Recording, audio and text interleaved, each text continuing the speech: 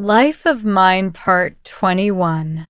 The sensational title of Kunst und Revolution, as well as the notoriety the royal conductor had gained as a political refugee, had made the radical publisher hope that the scandal that would arise on the publication of my articles would redound to his benefit. I soon discovered that he was on the point of issuing a second edition of Kunst und Revolution, without, however, informing me of the fact. He also took over my new pamphlet for another 5 Louis d'Or. This was the first time I had earned money by means of published work, and I now began to believe that I had reached that point when I should be able to get the better of my misfortunes. I thought it over, and decided to give public lectures in Zurich on subjects related to my writings during the coming winter, hoping in that free and haphazard fashion to keep body and soul together for a little while, although I had no fixed appointment and did not intend to work at music. It seemed necessary for me to resort to these means, as I did not know how otherwise to keep myself alive. Shortly after my arrival in Zurich, I had witnessed the coming of the fragments of the Baden army, dispersed over Swiss territory and accompanied by fugitive volunteers, and this had made a painful and uncanny impression upon me. The news of the surrender near Villagos by Gorgi paralyzed the last hopes as to the issue of the great European struggle for liberty, which so far had been left quite undecided. With some misgiving and anxiety, I now turned my eyes from all these occurrences in the outside world inwards to my own soul. I was accustomed to patronize the Café Littéraire, where I took my coffee after my heavy midday meal, in a smoky atmosphere surrounded by a merry and joking throng of men playing dominoes and fast. One day I stared at its common wallpaper representing antique subjects, which in some inexplicable way recalled a certain watercolor by Ginelli to my mind, portraying the education of Dionysus by the Muses. I had seen it at the house of my brother-in-law Brockhaus in my young days, and it had made a deep impression on me at the time. At this same place I conceived the first ideas of my Kunstwerk der Zukunft, the artwork of the future, and it seemed a significant omen to me to be roused one day out of one of my postprandial dreams by the news that Schroeder de Vriend was staying in Zurich. I immediately got up with the intention of calling on her at the neighboring hotel, Zum Schwert, but to my great dismay heard that she had just left by steamer. I never saw her again, and long afterwards only heard of her painful death from my wife, who in later years became fairly intimate with her in Dresden. After I had spent 2 remarkable summer months in this wild and extraordinary fashion, I at last received reassuring news of Minna, who had remained in Dresden. Although her manner of taking leave of me had been both harsh and wounding, I could not bring myself to believe I had completely parted from her. In a letter I wrote to one of her relations, and which I presumed they would forward, I made sympathetic inquiries about her, while I had already done all that lay in my power, through repeated appeals to Liszt, to ensure her being well cared for. I now received a direct reply, which, in addition to the fact that it testified to the vigor and activity with which she had fought her difficulties, at the same time showed me that she earnestly desired to be reunited with me. It was almost in terms of contempt that she expressed her grave doubts as to the possibility of my being able to make a living in Zurich, but she added that, inasmuch as she was my wife, she wished to give me another chance. She also seemed to take it for granted that I intended making Zurich only our temporary home, and that I would do my utmost to promote my career as a composer of opera in Paris. Whereupon she announced her intention of arriving at Rorschach in Switzerland on a certain date in September of that year, in the company of the little dog Peps, the parrot Popo, and her so-called sister Natalie. After having engaged 2 rooms for our new home, I now prepared to set out on foot for St. Gall and Rorschach through the lovely and celebrated Toggenburg and Appenzell, and felt very touched after all when the peculiar family, which consisted half of pet animals, landed at the harbor of Rorschach. I must honestly confess that the little dog and the bird made me very happy.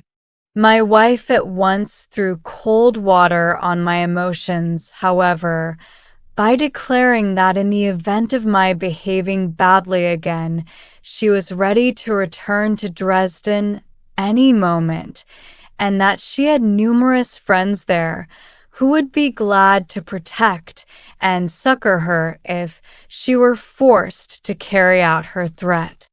Be this as it may, one look at her convinced me how greatly she had aged in this short time, and how much I ought to pity her, and this feeling succeeded in banishing all bitterness from my heart. Sale she had brought 300 marks with her to Zurich to help towards setting up our new home. She told me that she had saved my small but very select library for me by giving it into the safe custody of the publisher, Heinrich Brockhaus, brother of my sister's husband and member of the Saxon Diet, who had insisted upon looking after it. Great, therefore, was her dismay when, upon asking this kind friend to send her the books, he replied that he was holding them as security for a debt of 1,500 marks, which I had contracted with him during my days of trouble in Dresden, and that he intended to keep them until that sum was returned. As even after the lapse of many years I found it impossible to refund this money, these books, collected for my own special wants, were lost to me forever. Thanks more particularly to my friend Sulzer, the cantonal secretary, whom my wife at first despised so much on account of his title which she misunderstood, and who, although he was far from well off himself, thought it only natural that he should help me, however moderately, out of my difficulties. We soon succeeded in making our little place look so cozy that my simple Zurich friends felt quite at home in it.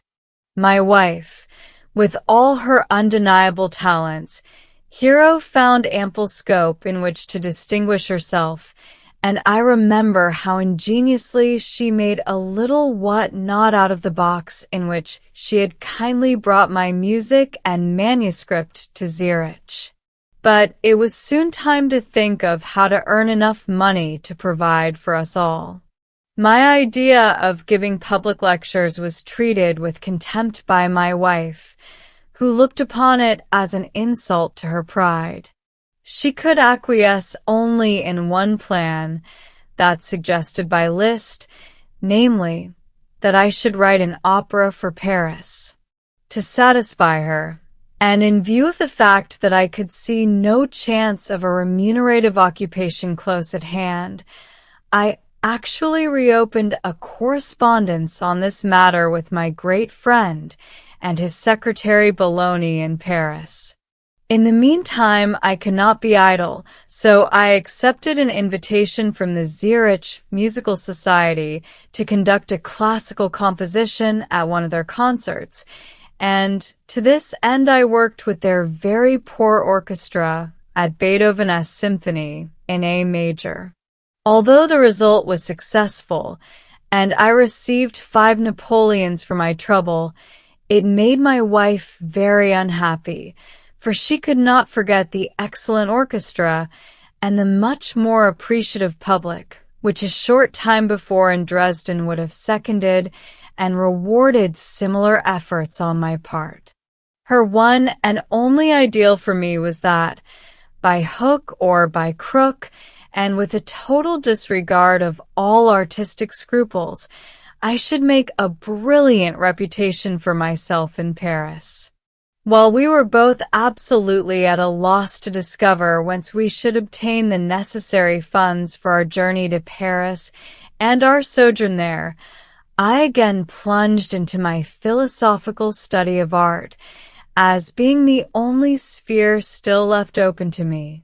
Harassed by the cares of a terrible struggle for existence, I wrote the whole of Das Kunstwerk der Zukunft in the chilly atmosphere of a sunless little room on the ground floor during the months of November and December of that year. Minna had no objection to this occupation when I told her of the success of my first pamphlet and the hope I had of receiving even better pay for this more extensive work. Thus, for a while, I enjoyed comparative peace, although in my heart a spirit of unrest had begun to reign, thanks to my growing acquaintance with Feuerbach's works. I had always had an inclination to fathom the depths of philosophy, just as I had been led by the mystic influence of Beethoven's Ninth Symphony to search the deepest recesses of music. My first efforts at satisfying this longing had failed. None of the Leipzig professors had succeeded in fascinating me with their lectures on fundamental philosophy and logic. I had procured Schelling's work, Transcendental Idealism, recommended to me by Gustav Schlesinger, a friend of Labius, but it was in vain that I racked my brains to try and make something out of the first pages, and I always returned to my Ninth Symphony. During the latter part of my stay in Dresden, I had returned to these old studies, the longing for which suddenly revived within me, and to these I added the deeper historical studies which had always fascinated me. As an introduction to philosophy, I now chose Hegel's philosophy of history. A good deal of this impressed me deeply, and it now seemed as if I should ultimately penetrate into the holy of holies along this path. The more incomprehensible many of his speculative conclusions appeared, the more I felt myself desirous of probing the question of the absolute and everything connected therewith to the core. For I so admired Hegel's powerful mind that it seemed to me he was the very keystone of all philosophical thought. The revolution intervened. The practical tendencies of a social reconstruction distracted my attention, and as I have already stated, it was a German Catholic priest and political agitator, formerly a divinity student named Mensdorff, who used to wear a Calabrian hat, who drew my attention to the only real philosopher of modern times, Ludwig Feuerbach. My new Zurich friend, the piano teacher, Wilhelm Baumgartner, made me a present of Feuerbach's book on Tod und Unsterblichkeit, Death and Immortality. The well-known and stirring lyrical style of the author greatly fascinated me as a layman. The intricate questions which he propounds in this book as if they were being discussed for the first time by him, and which he treats in a charmingly exhaustive manner, had often occupied my mind since the very first days of my acquaintance with Lairs in Paris, just as they occupy the mind of every imaginative and serious man. With me, however, this was not lasting, and I had contented myself with the poetic suggestions on these important subjects which appear here and there in the works of our great poets. The frankness with which Feuerbach explains his views on these interesting questions in the more mature parts of his book pleased me as much by their tragic as by their social radical tendencies. It seemed right that the only true immortality should be that of sublime deeds and great works of art. It was more difficult to sustain any interest in Das Wesen der Christentums, the essence of Christianity, by the same author, for it was impossible whilst reading this work not to become conscious, however involuntarily, of the prolix and unskillful manner in which he dilates on the simple and fundamental idea, namely, religion explained from a purely subjective and psychological point of view. Nevertheless, from that day onward, I always regarded Feuerbach as the ideal exponent of the radical release of the individual from the thraldom of accepted notions, founded on the belief in authority. The initiated will therefore not wonder that I dedicated my Kunstwerk der Zukunft to Feuerbach and addressed its preface to him. My friend Sulzer, a thorough disciple of Hegel, was very sorry to see me so interested in Feuerbach, whom he did not even recognize as a philosopher at all. He said that the best thing that Feuerbach had done for me was that he had been the means of awakening my ideas, although he himself had none. But what had really induced me to attach so much importance to Feuerbach was the conclusion by means of which he had seceded from his master Hegel, to wit, that the best philosophy was to have no philosophy, a theory which greatly simplified what I had formerly considered a very terrifying study, and secondly, that only that was real which could be ascertained by the senses. The fact that he proclaimed what we call spirit to be an aesthetic perception of our senses, together with his statement concerning the futility of philosophy, these were the two things in him which rendered me such useful assistance in my conceptions of an all-embracing work of art, of a perfect drama which should appeal to the simplest and most purely human emotions at the very moment when it approached its fulfillment as Kunstwerk der Zukunft. It must have been this which Sulzer had in his mind when he spoke deprecatingly of Feuerbach's influence over me. At all events, after a while I certainly could not return to his works, and I remember that his newly published book, Über das Wesen der Religion, Lectures on the Essence of Religion, scared me to such an extent by the dullness of its title alone, that when Herweg opened it for my benefit, I closed it with a bang under his very nose. At that time I was working with great enthusiasm upon the draft of a connected essay, and was delighted one day to receive a visit from the novelist and Tschechian scholar, Eduard von Billow, the father of my young friend Billow, who was passing through Zurich.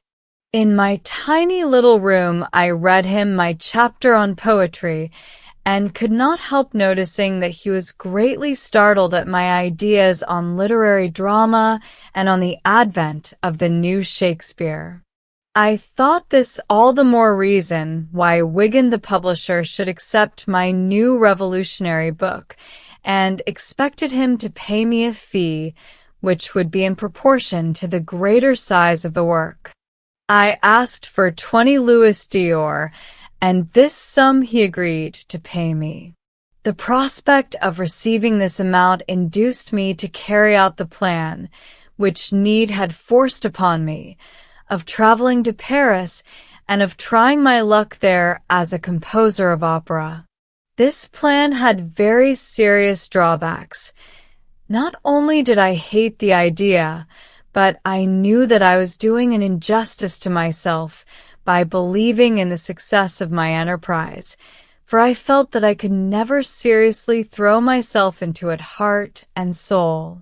Everything, however, combined to make me try the experiment, and it was Liszt in particular who, confident of this being my only way to fame, insisted upon my reopening the negotiations into which Bologna and I had entered during the previous summer.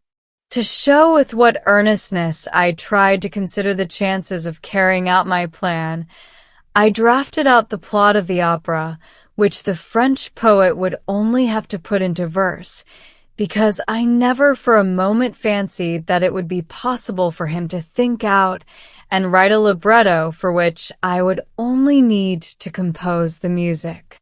I chose for my subject the legend of Wieland or Schmid, upon which I commented with some stress at the end of my recently finished Kunstwerk der Zukunft, and the version of which by Simrock, taken from the Wilkina legend, had greatly attracted me. I sketched out the complete scenario with precise indication of the dialogue for 3 acts, and with a heavy heart decided to hand it over to my Parisian author to be worked out. Liszt thought he saw a means of making my music known through his relations with Segers, the musical director of a society then known as the Concerts de Saint-Cécile. In January of the following year, the Tannhäuser Overture was to be given under his baton, and it therefore seemed advisable that I should reach Paris some time before this event. This undertaking, which appeared to be so difficult owing to my complete lack of funds, was at last facilitated in a manner quite unexpected. I had written home for help, and had appealed to all the old friends I could think of, but in vain. By the family of my brother Albert in particular, whose daughter had recently entered upon a brilliant theatrical career, I was treated in much the same way as one treats an invalid by whom one dreads to become infected. In contrast to their harshness, I was deeply touched by the devotion of the Ritter family, who had remained in Dresden, for, apart from my acquaintance with young Karl, I scarcely knew these people at all. Through the kindness of my old friend Heine, who had been informed of my position, Frau Julie Ritter, the venerable mother of the family, had thought it her duty to place, through a business friend, the sum of 1,500 marks at my disposal. At about the same time I received a letter from Madame Losset, who had called upon me in Dresden the year before, and who now in the most affecting terms assured me of her continued sympathy. These were the first signs of that new phase in my life upon which I entered from this day forth, and in which I accustomed myself to look upon the outward circumstances of my existence as being merely subservient to my will. And by this means I was able to escape from the hampering narrowness of my home life. For the moment the proffered financial assistance was very distasteful to me, for it seemed to forbid my raising any further objections to the realization of the detested Paris schemes. When, however, on the strength of this favorable change in my affairs, I suggested to my wife that we might, after all, content ourselves with remaining in Zurich, she flew into the most violent passion over my weakness and lack of spirit, and declared that if I did not make up my mind to achieve something in Paris, she would lose all faith in me. She said, moreover, that she absolutely refused to be a witness of my misery and grief as a wretched literary man and insignificant conductor of local concerts in Zurich. We had entered upon the year 1850. I had decided to go to Paris, if only for the sake of peace, but had to postpone my journey on account of ill health. The reaction following upon the terrible excitement of recent times had not failed to have its effect on my overwrought nerves, and a state of complete exhaustion had followed. The continual colds, in spite of which I had been obliged to work in my very unhealthy room, had at last given rise to alarming symptoms. A certain weakness of the chest became apparent, and this the doctor, a political refugee, undertook to cure by the application of pitch plasters. As the result of this treatment and the irritating effect it had upon my nerves, I lost my voice completely for a while, whereupon I was told that I must go away for a change. On going out to buy my ticket for the journey, I felt so weak and broke out into such terrible perspiration that I hastened to return to my wife in order to consult her as to the advisability, in the circumstances, of abandoning the idea of the expedition altogether. She, however, maintained, and perhaps rightly, not only that my condition was not dangerous, but that it was to a large extent due to imagination, and that, once in the right place, I would soon recover. An inexpressible feeling of bitterness stimulated my nerves as in anger and despair. I quickly left the house to buy the confounded ticket for the journey, and in the beginning of February I actually started on the road to Paris.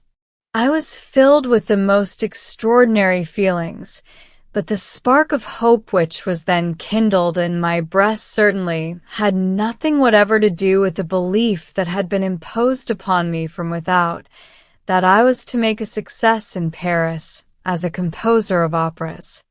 I was particularly anxious to find quiet rooms, for peace had now become my first necessity, no matter where I happened to be staying. The cabman who drove me from street to street through the most isolated quarters, and whom I at last accused of keeping always to the most animated parts of the city, finally protested in despair that one did not come to Paris to live in a convent.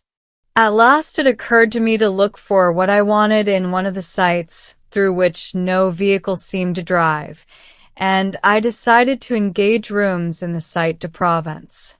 On the other hand, I received an offer of remunerative work from Adolf Kolitschek, who was also a fugitive and was just going to bring out a German monthly journal as the organ of the Progressive Party. In response to this invitation, I wrote a long essay on Kunst und Klima, art and climate, in which I supplemented the ideas I had already touched upon in my Kunstwerk der Zukunft. Besides this, I had, since my arrival in Paris, worked out a more complete sketch of Wieland der Schmied.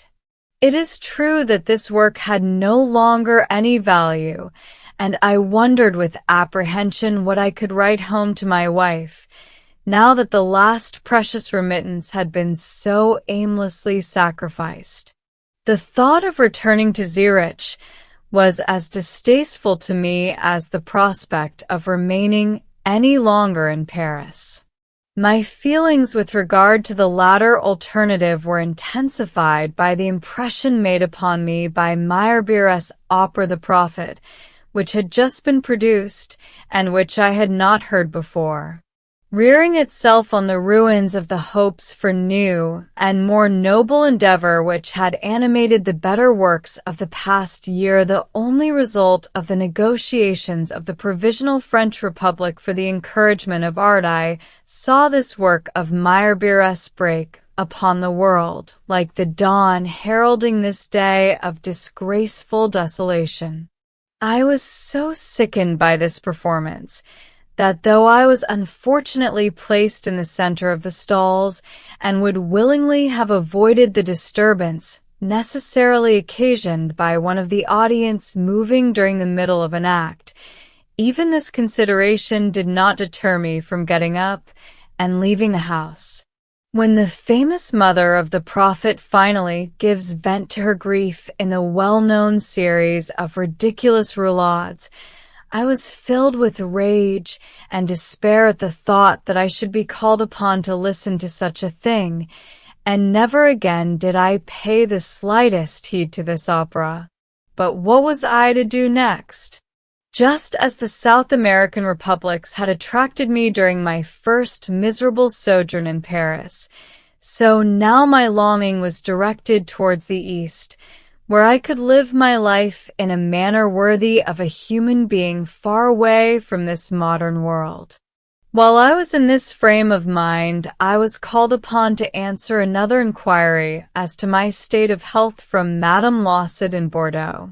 It turned out that my answer prompted her to send me a kind and pressing invitation to go and stay at her house, at least for a short time, to rest and forget my troubles. In any circumstances, an excursion to more southerly regions, which I had not yet seen, and a visit to people who, though utter strangers, showed such friendly interest in me, could not fail to prove attractive and flattering. I accepted, settled my affairs in Paris, and went by coach via Orleans, Tours, and Angoulême, down the Gironde to the unknown town, where I was received with great courtesy and cordiality by the young wine merchant Eugene Lawsett, and presented to my sympathetic young friend, his wife. A closer acquaintance with the family, in which Mrs. Taylor, Madame Lawsett's mother, was now also included, led to a clearer understanding of the character of the sympathy bestowed upon me in such a cordial and unexpected manner by people hitherto unknown to me.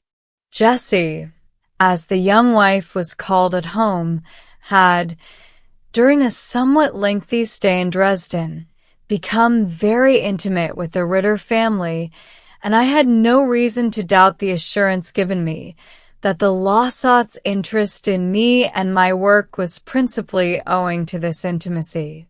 After my flight from Dresden, as soon as the news of my difficulties had reached the Rittons, a correspondence had been carried on between Dresden and Bordeaux with a view to ascertaining how best to assist me. Jessie attributed the whole idea to Frau Julie Ritter, who, while not being well enough off herself to make me a sufficient allowance, was endeavoring to come to an understanding with Jessie's mother, the well-to-do widow of an English lawyer, whose income entirely supported the young couple in Bordeaux. This plan had so far succeeded that shortly after my arrival in Bordeaux, Mrs. Taylor informed me that the two families had combined, and that it had been decided to ask me to accept the help of 3,000 francs a year until the return of better days. My one object now was to enlighten my benefactors as to the exact conditions under which I should be accepting such assistance. I could no longer reckon upon achieving any success as a composer of opera either in Paris or elsewhere. What line I should take up instead I did not know, but at all events I was determined to keep myself free from the disgrace which would reflect upon my whole life if I used such means as this offer presented to secure success. I feel sure I am not wrong in believing that Jessie was the only one who understood me, and though I only experienced kindness from the rest of the family, I soon discovered the gulf by which she, as well as myself, was separated from her mother and husband, while the husband, who was a handsome young man, was away the greater part of the day attending to his business, and the mother's deafness excluded her to a great extent from our conversations. We soon discovered by a rapid exchange of ideas that we shared the same opinions on many important matters, and this led to a great feeling of friendship between us. Jessie, who was at that time about 22, bore little resemblance to her mother, and no doubt took after her father, of whom I heard most flattering accounts. A large and varied collection of books loft by this man to his daughter showed his tastes, for besides carrying on his lucrative profession as a lawyer, he had devoted himself to the study of literature and science. From him Jessie had also learned German as a child, and she spoke that language with great fluency. She had been brought up on Grimm's fairy tales, and was, moreover, thoroughly acquainted with German poetry, as well as with that of England and France, and her knowledge of them was as thorough as the most advanced education could demand. French literature did not appeal to her much. Her quick powers of comprehension were astonishing. Everything which I touched upon she immediately grasped and assimilated. It was the same with music. She read at sight with the greatest facility, and was an accomplished player. During her stay in Dresden, she had been told that I was still in search of the pianist who could play Beethoven's Great Sonata in B-flat major, and she now astonished me by her finished rendering of this most difficult piece. The emotion aroused in me by finding such an exceptionally developed talent suddenly changed to anxiety when I heard her sing. Her sharp, shrill voice, in which there was strength but no real depth of feeling, so shocked me that I could not refrain from begging her to desist from singing in future. With regard to the execution of the sonata, she listened eagerly to my instructions as to how it should be interpreted, though I could not feel that she would succeed in rendering it according to my ideas. I read her my latest essays, and she seemed to understand even the most extraordinary descriptions perfectly.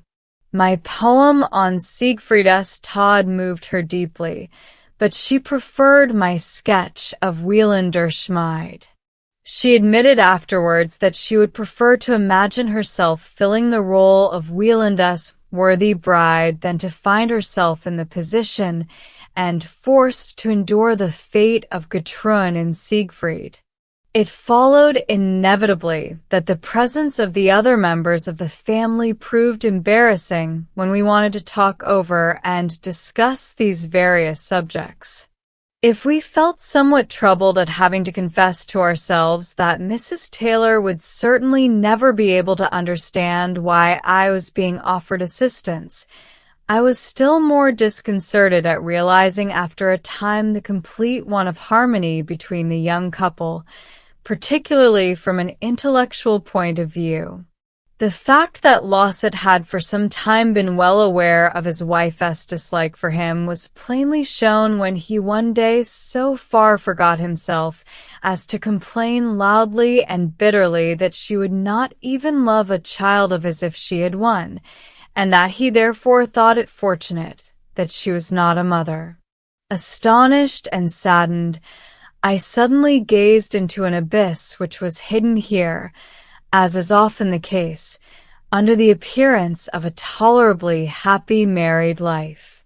About this time, and just as my visit, which had already lasted 3 weeks, was drawing to a close, I received a letter from my wife that could not have had a more unfortunate effect on my state of mind.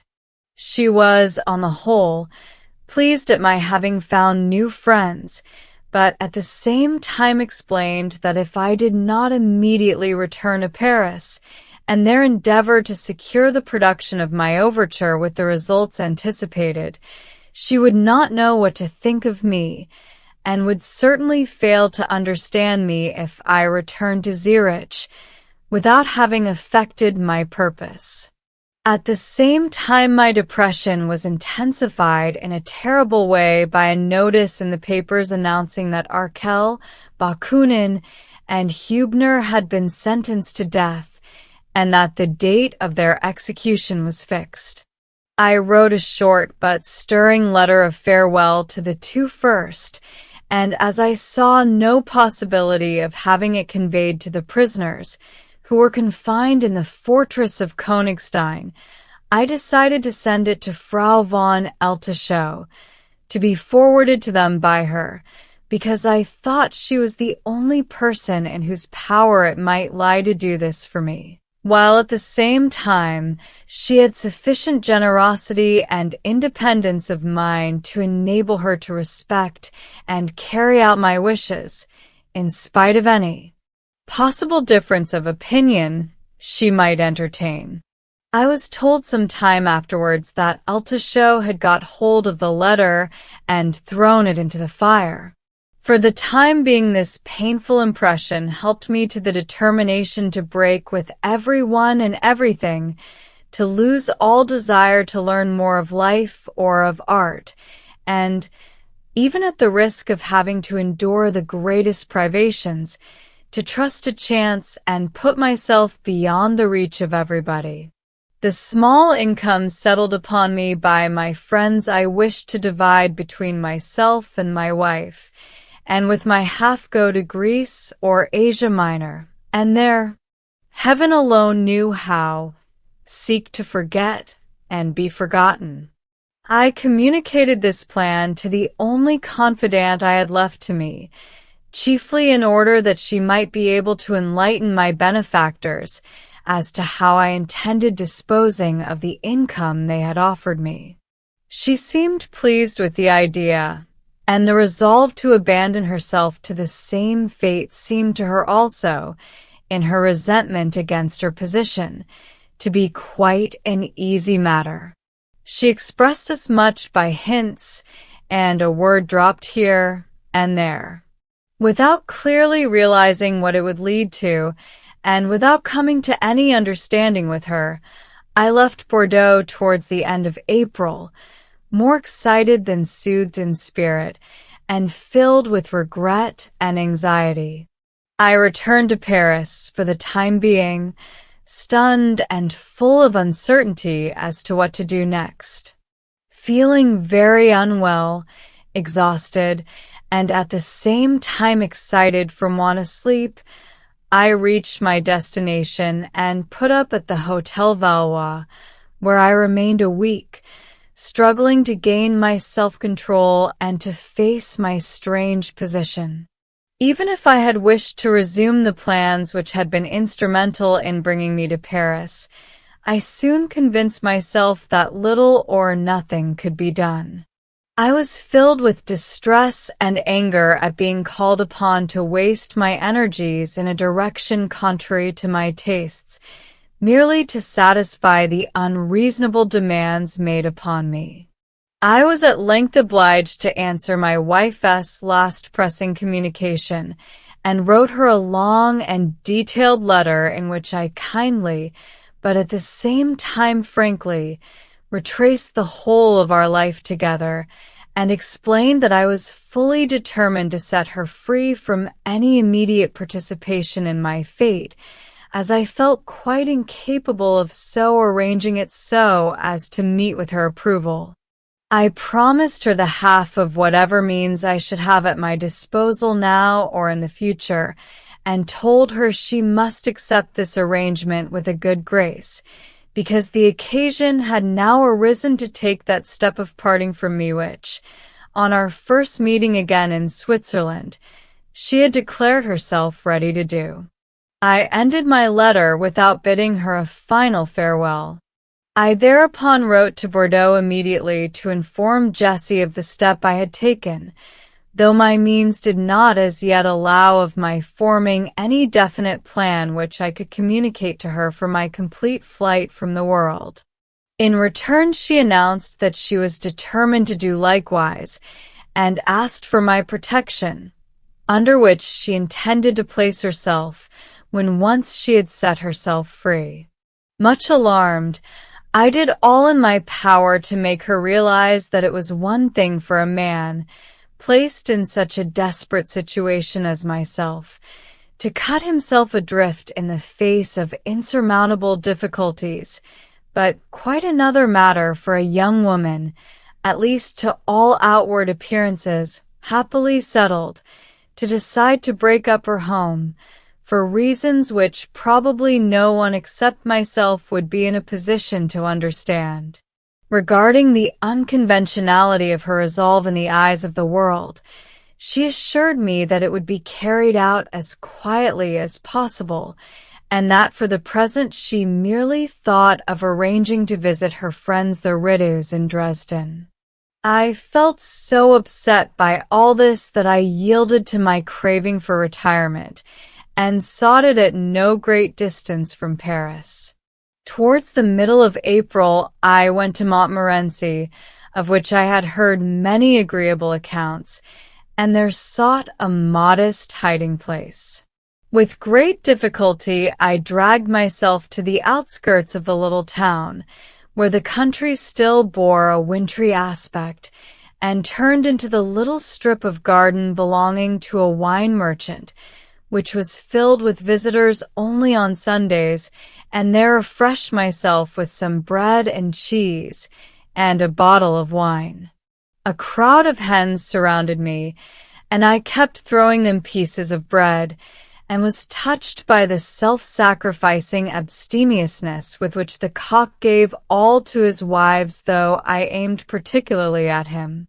They became bolder and bolder, and finally flew onto the table and attacked my provisions. The cock flew after them, and noticing that everything was topsy-turvy, pounced upon the cheese with the eagerness of a craving long unsatisfied.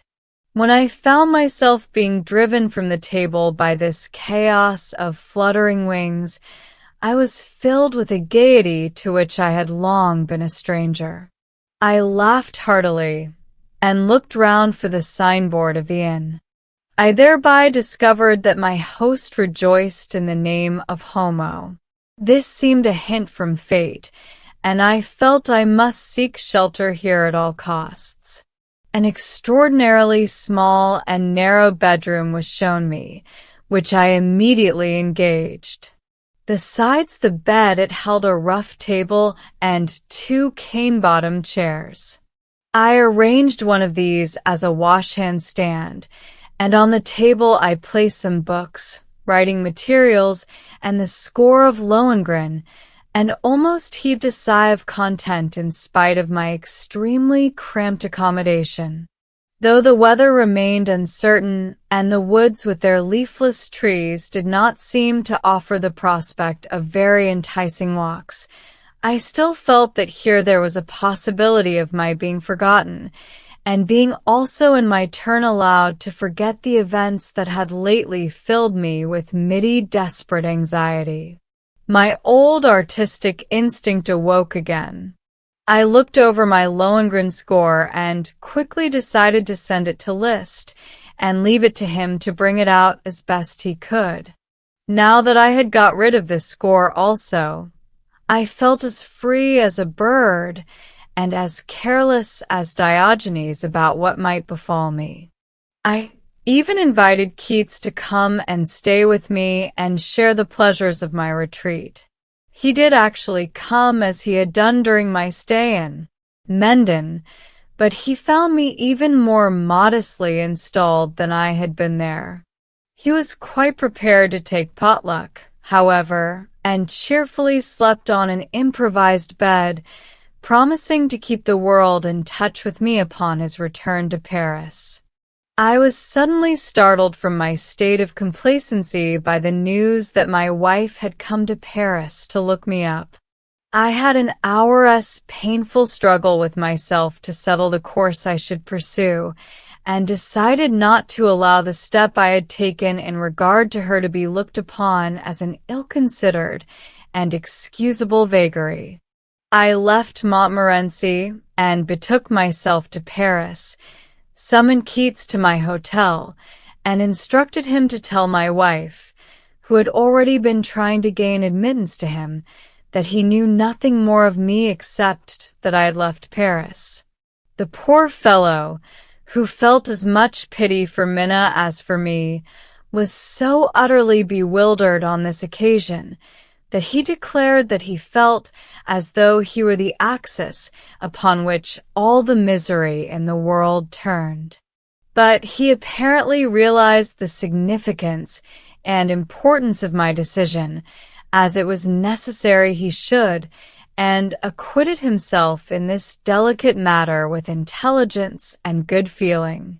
That night he left Paris by train for Clermont-Tonnerre, from whence I travelled on to Geneva, there to await news from Frau Ritter in Dresden. My exhaustion was such that, even had I possessed the necessary means, I could not as yet have contemplated undergoing the fatigue of a long journey. By way of gaining time for further developments, I retired to Villeneuve, at the other end of the Lake of Geneva, where I put up at the Hotel Byron, which was quite empty at the time. Here I learned that Karl Ritter had arrived in Zurich, as he said he would, with the intention of paying me a visit. Impressing upon him the necessity for the strictest secrecy, I invited him to join me at the Lake of Geneva, and in the second week in May we met at the Hotel Byron. The characteristic which pleased me in him was his absolute devotion, his quick comprehension of my position and the necessity of my resolutions, as well as his readiness to submit without question to all my arrangements, even where he himself was concerned. He was full of my latest literary efforts, told me what an impression they had made on his acquaintances, and thereby induced me to spend the few days of rest I was enjoying in preparing my poem of Siegfried S. Todd for publication. I wrote a short preface dedicating this poem to my friends as a relic of the time when I had hoped to devote myself entirely to art, and especially to the composition of music. I sent this manuscript to Herr Wigand in Leipzig, who returned it to me after some time with the remark that if I insisted on its being printed in Latin characters, he would not be able to sell a single copy of it. Later on I discovered that he deliberately refused to pay me the 10 Louis d'or due to me for Das Kunstwerk der Zukunft, which I had directed him to send to my wife. Disappointing as all this was, I was nevertheless unable to engage in any further work, as only a few days after Karl's arrival the realities of life made themselves felt in an unexpected manner, most upsetting to my tranquillity of mind. I received a wildly excited letter from Madame Lawsett to tell me that she had not been able to resist telling her mother of her intentions, that in so doing she had immediately aroused the suspicion that I was to blame, and in consequence of this her disclosure had been communicated to M. Lawsett, who vowed he would search everywhere for me in order to put a bullet through my body.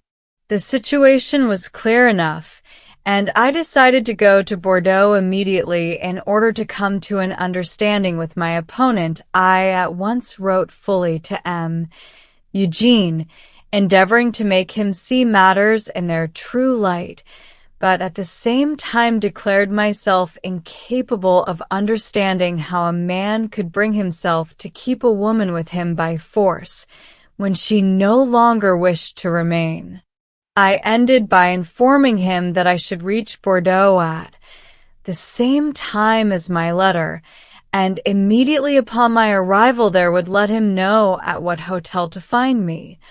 Also that I would not tell his wife of the step I was taking, and that he could consequently act without restraint. I did not conceal from him what indeed was the fact, that I was undertaking this journey under great difficulties, as under the circumstances I considered it impossible to wait to have my passport endorsed by the French envoy. At the same time I wrote a few lines to Madame Lawsett, exhorting her to be calm and self-possessed, but, true to my purpose, refrained from even hinting at any movement on my part. When, years afterwards, I told Liszt this story, He declared I had acted very stupidly in not telling Madame Lawset of my intentions. I took leave of Karl the same day, in order to set out next morning from Geneva on my tedious journey across France. But I was so exhausted by all this that I could not help thinking I was going to die. That same night I wrote to Frau Ritter in Dresden, to this effect, giving her a short account of the incredible difficulties I had been drawn into. As a matter of fact, I suffered great inconvenience at the French frontier on account of my passport. I was made to give my exact place of destination, and it was only upon my assuring them that pressing family affairs required my immediate presence that the authorities showed exceptional leniency and allowed me to proceed. I traveled by Lyons through Auvergne by stagecoach for 3 days and 2 nights, till at length I reached Bordeaux. It was the middle of May, and as I surveyed the town from a height at early dawn, I saw it lit up by a fire that had broken out. I alighted at the Hotel Cotter Sewers, and at once sent a note to M. Lawset, informing him that I held myself at his disposal and would remain in all day to receive him. It was 9 o'clock in the morning when I sent him this message. I waited in vain for an answer, till at last, late in the afternoon, I received a summons from the police station to present myself immediately. There I was first of all asked whether my passport was in order. I acknowledged the difficulty I found myself in with regard to it, and explained that family matters had necessitated my placing myself in this position.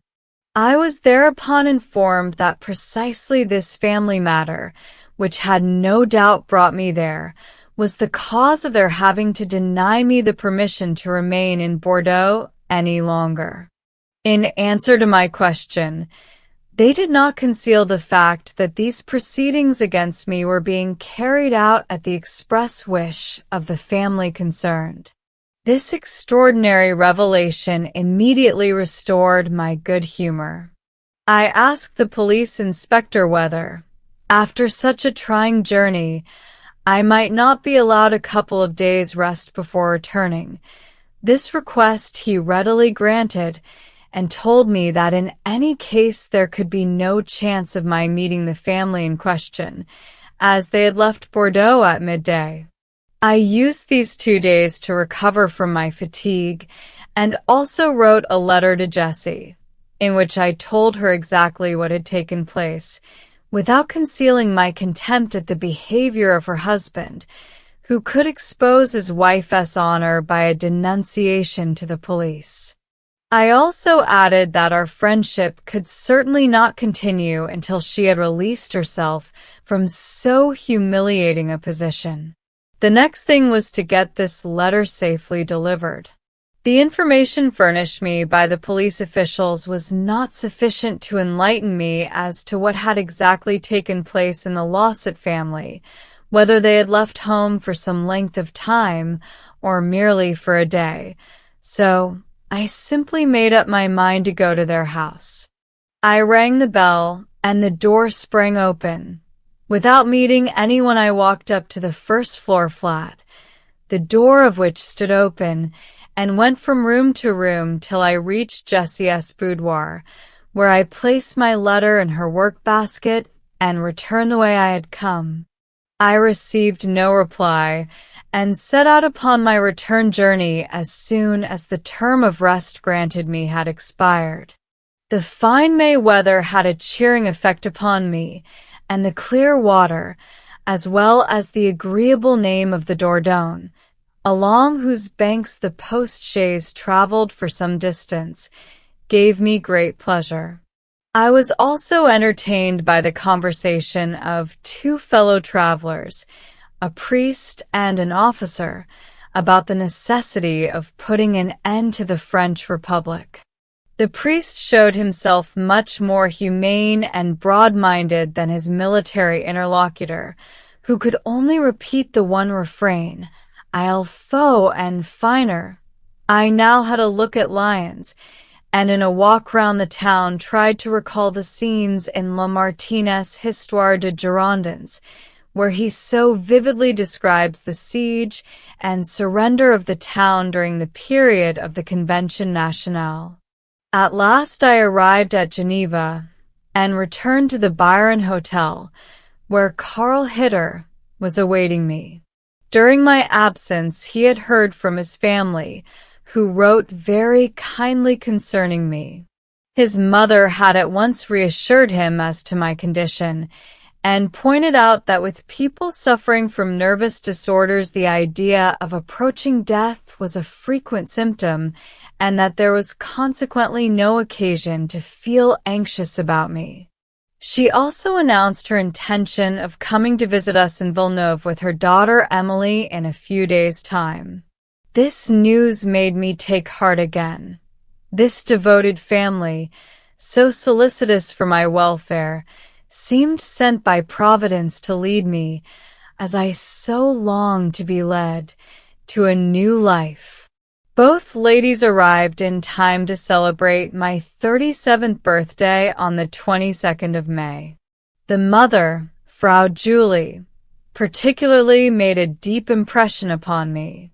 I had only met her once before in Dresden, when Karl had invited me to be present at the performance of a quartet of his own composition, given at his mother's house. On this occasion, the respect and devotion shown me by each member of the family had delighted me.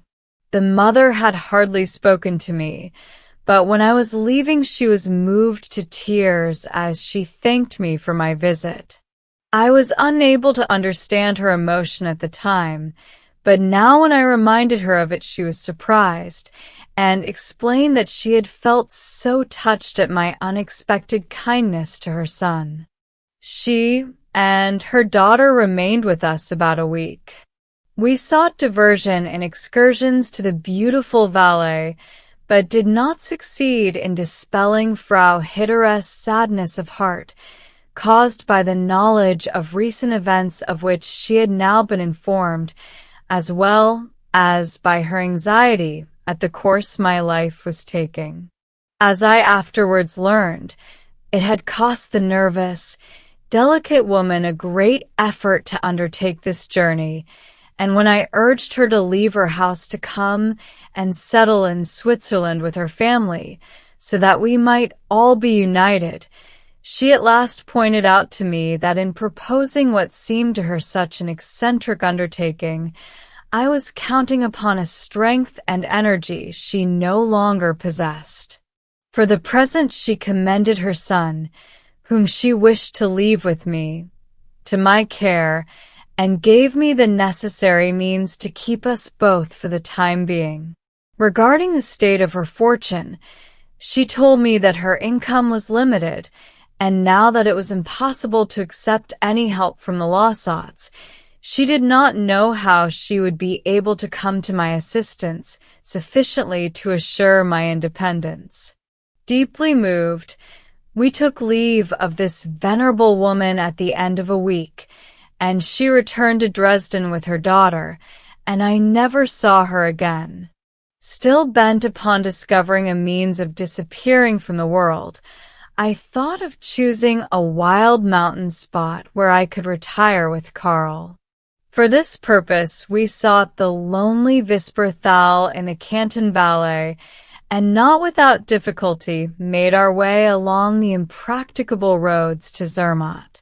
There, at the foot of the colossal and beautiful Matterhorn, we could indeed consider ourselves cut off from the outer world. I tried to make things as comfortable as I could in this primitive wilderness, but discovered only too soon that Karl could not reconcile himself to his surroundings. Even on the second day, he owned that he thought it horrid, and suggested that it would be more pleasant in the neighborhood of one of the lakes. We studied the map of Switzerland, and chose Thun for our next destination. Unfortunately, I again found myself reduced to a state of extreme nervous fatigue, in which the slightest effort produced a profuse and weakening perspiration. Only by the greatest strength of will was I able to make my way out of the valley, but at last we reached Thun, and with renewed courage engaged a couple of modest but cheerful rooms looking out onto the road, and proposed to wait and see how we should like it. In spite of the reserve which still betrayed his shyness of character, I found conversation with my young friend always pleasant and enlivening. I now realized the pitch of fluent and overflowing vivacity to which the young man could attain, particularly at night before retiring to rest, when he would squat down beside my bed, and in the agreeable, pure dialect of the German Baltic provinces, give free expression to whatever had excited his interest. I was exceedingly cheered during these days by the perusal of the Odyssey, which I had not read for so long and which had fallen into my hands by chance. Homer's long-suffering hero, always homesick yet condemned to perpetual wandering, and always valiantly overcoming all difficulties, was strangely sympathetic to me. Suddenly the peaceful state I had scarcely yet entered upon was disturbed by a letter which Karl received from Madame Lawsett. He did not know whether he ought to show it to me, as he thought Jessie had gone mad. I tore it out of his hand, and found she had written to say that she felt obliged to let my friend know that she had been sufficiently enlightened about me to make her drop my acquaintance entirely. I afterwards discovered, chiefly through the help of Frau Ritter, that in consequence of my letter and my arrival in Bordeaux, Lawsett, together with Mrs. Taylor, had immediately taken Jessie to the country, intending to remain there until the news was received of my departure, to accelerate which he had applied to the police authorities. While they were away, and without telling her of my letter and my journey, they had obtained a promise from the young woman to remain quiet for a year, give up her visit to Dresden, and above all, to drop all correspondence with me, since, under these conditions, she was promised her entire freedom at the end of that time. She had thought it better to give her word. Not content with this, however, the two conspirators had immediately set about calumniating me on all sides, and finally to Madame Lawsett herself, saying that I was the initiator of this plan of elopement.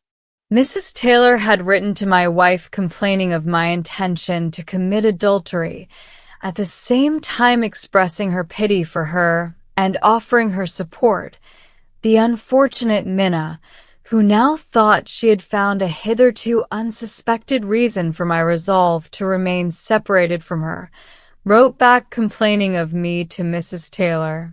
The meaning of an innocent remark I had once made had been strangely misinterpreted, and matters were now aggravated by making it appear as though I had intentionally lied.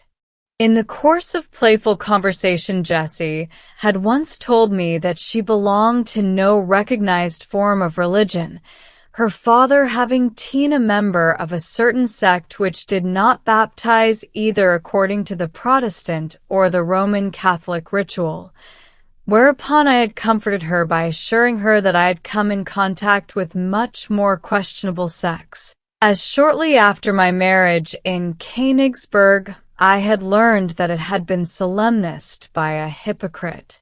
God alone knows in what form this had been repeated to the worthy British matron, but, at all events, she told my wife that I had said I was not legally married to her.